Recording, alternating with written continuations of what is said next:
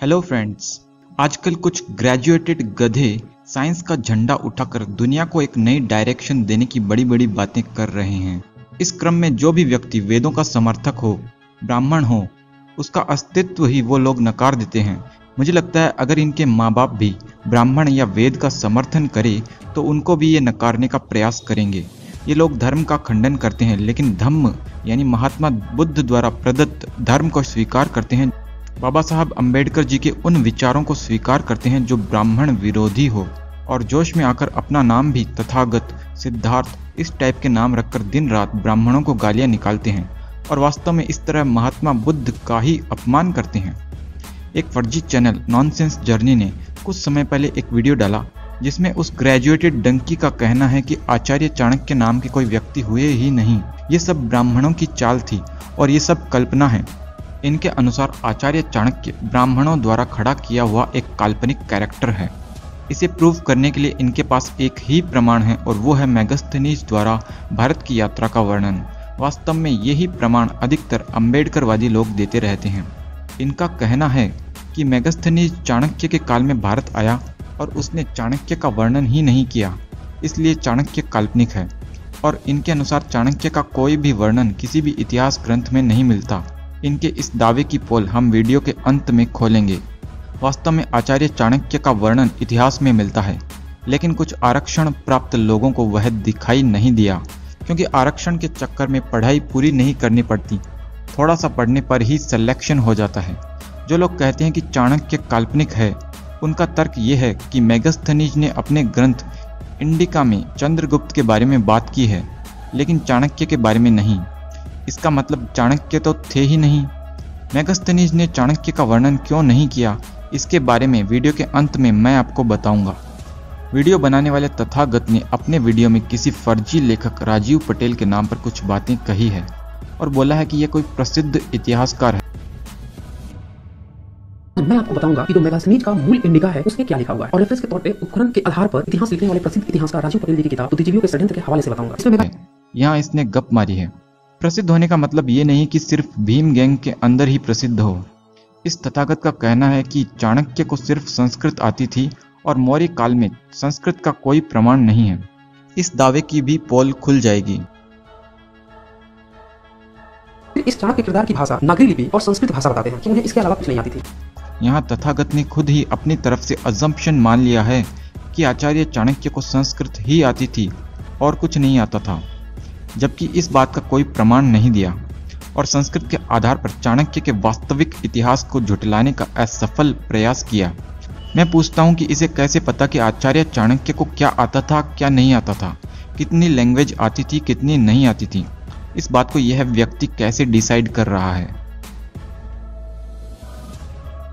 अब जरा सोचिए, चाणक्य इतने फेमस थे अगर थे तो, और संस्कृत ही उनको आती थी, तो संस्कृत में कोई शिलालेख नहीं, संस्कृत में कोई एक भी प्रमाण नहीं चाणक्य का प्रमाण, ऐसा कैसे हो सकता है? राजस्थान के प्रसिद्ध इतिहासकार राय बहादुर पंडित गौरी शंकर ओझा की लिखी पुस्तक प्राचीन भारतीय लिपिमाला में यह बताया गया है कि अशोक के शिलालेखों में संस्कृत के शब्द ब्राह्मण, श्रमण, देवानाम प्रिय ऐसे शब्द मिलते हैं। अशोक के शिलालेख में से गिरनार के शिलालेखों में चौथे शिलालेख में स्पष्ट ब्राह्मण शब्द आया है।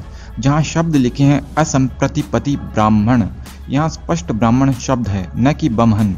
कई जगह बमहन शमन शब्द है, वह संस्कृत के ब्राह्मण और श्रमण का अपभ्रंश है।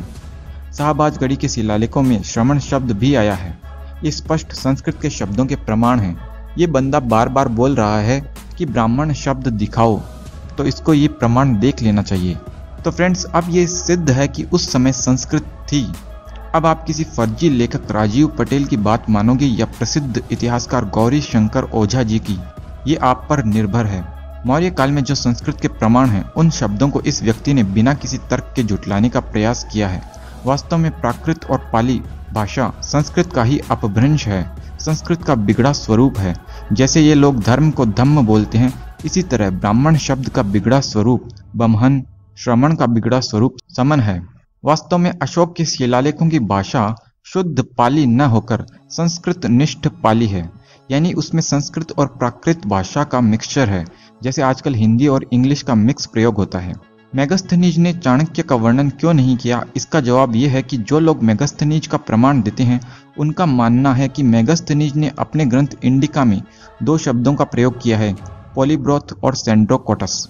इनमें पॉलीब्रोथ का मतलब ये लोग पाटलिपुत्र लेते हैं और सेंड्रोकोटस का मतलब ये लोग चंद्रगुप्त लेते हैं, और इसके आधार पर मानते हैं कि मेगास्थनीज चंद्रगुप्त के दरबार में ठहरा, जबकि ऐसा मानना इनकी खुद की कल्पना है। वास्तव में पॉलीब्रोथ सिंधु नदी के तट के पास का कोई नगर था, न कि पाटलिपुत्र, और सेंड्रोकोटस पोरस के अधीन कोई छोटा राजा था, न कि भारत का चक्रवर्ती सम्राट चंद्रगुप्त। इससे स्पष्ट है कि मेगास्थनीज चंद्रगुप्त के दरबार में रुका ही नहीं, बल्कि किसी अन्य राजा के दरबार में ठहरा था। ऐसा संभव है कि उस समय तक चंद्रगुप्त और चाणक्य की इतनी प्रसिद्धि भी नहीं हुई हो कि मेगास्थनीज किसी अन्य से उनके बारे में जानकर अपने ग्रंथ में लिखे। इसलिए मेगास्थनीज की इंडिका में चाणक्य का वर्णन नहीं है, और भीमगैंग द्वारा काल्पनिक अर्थ भी किए गए हैं, जिससे ये लोग दुनिया को पागल बनाते हैं। अब हम आपको बताना चाहेंगे कि श्रीलंका के बौद्ध ग्रंथों में भी चाणक्य का उल्लेख मिलता है। बौद्ध ग्रंथ महावंश में चाणक्य का स्पष्ट उल्लेख है।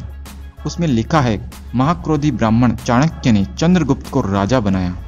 जैन ग्रंथ मंजूश्री मूलकल्प में चाणक्य का उल्लेख है। कुछ विद्वान इसी ग्रंथ को बौद्ध ग्रंथ भी मानते हैं। अब आपको सोचना है कि आप किसे मानेंगे, वास्तविक ऐतिहासिक प्रमाण को या फेक इतिहासकार राजीव पटेल को। इसके पहले के वीडियो में मैंने आप सबको हवन कुंड का प्रमाण दिया था, जिसे ये लोग नकारते हैं। उस वीडियो को भी आप ज़रूर देखें, जिससे आपको इनकी बातों की सच्चाई पता चल जाएगी। तो फ्रेंड्स, आज के लिए बस इतना ही। मिलते हैं आपसे अगले वीडियो में। तब तक के लिए नमस्ते।